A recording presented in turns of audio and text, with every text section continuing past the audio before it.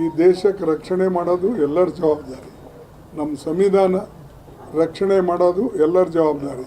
ಇದು ಎಲ್ಲಕ್ಕಿಂತ ಲೋಕತಂತ್ರ ಪ್ರಜಾತಂತ್ರಕ್ಕೆ ನಾವು ರಕ್ಷಣೆ ಮಾಡೋದು ನಮ್ಮೆಲ್ಲರ ಜವಾಬ್ದಾರಿ.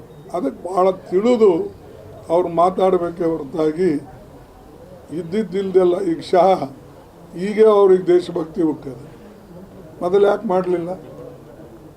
ಈಸ್ ದಿವ್ಸ ಹೋಮ್ ಮಿನಿಸ್ಟರ್ ಇದ್ದ ಆ್ಯಂಡ್ ಆ್ಯಂಟಿಯರ ಅವ್ರು ಮುಸ್ಲಿಮ್ಸರ ಅಂದ್ರೆ ಈಸ್ ದಿವ್ಸ ನೀವು ಮುಸ್ಲಿಮ್ ಇದ್ದೀರಾ?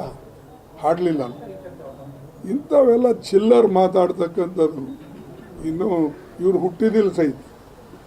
ಮೋದಿ ಈಗೇನು ಭಾಳ 61 ಅದನೋ 62 ಅದ ಗೊತ್ತಿಲ್ಲ. ಯಾರ್ದು?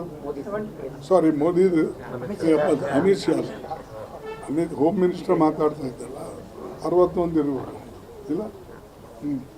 ಮತ್ತು ಇವ್ರು ಯಾರೂ ಹುಟ್ಟಿದಿಲ್ಲ. ಆವಾಗ ದೇಶಕ್ಕಾಗಿ ಹೋರಾಟ ಮಾಡಿದವ್ರಿಗೆ ಅವಮಾನ ಮಾಡ್ತೀರಿ. ನೇರುವಿನ ವಿರುದ್ಧ ನೀವು ಹುಟ್ಟಿಲ್ಲ, ನಿನಗೆ ಗೊತ್ತಿಲ್ಲ, ಸ್ವಾತಂತ್ರ್ಯ ತಂದಿಲ್ಲ, ಸ್ವಾತಂತ್ರ್ಯಕ್ಕಾಗಿ ನೀವು ಹೋರಾಟ ಮಾಡಿಲ್ಲ ಅಂಥ ವ್ಯಕ್ತಿಗಳು ನಮಗೆ ಬುದ್ಧಿ ಹೇಳ್ತೀರ. You are teaching us.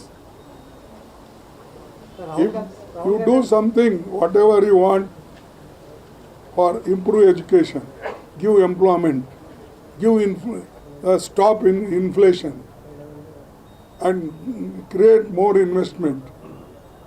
You do such things.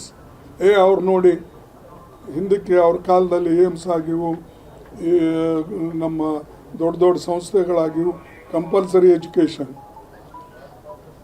Food security act, ಆಮೇಲೆ ನಿಮ್ಮ ಮನ್ರೇಗಾ, ಇಂಥ ಸ್ಕೀಮ್ ತಂದು ಬಡವರಿಗೆ ಶಕ್ತಿ ಕೊಡ್ತಕ್ಕಂಥ ಕೆಲಸ ಮಾಡಿದ್ರು.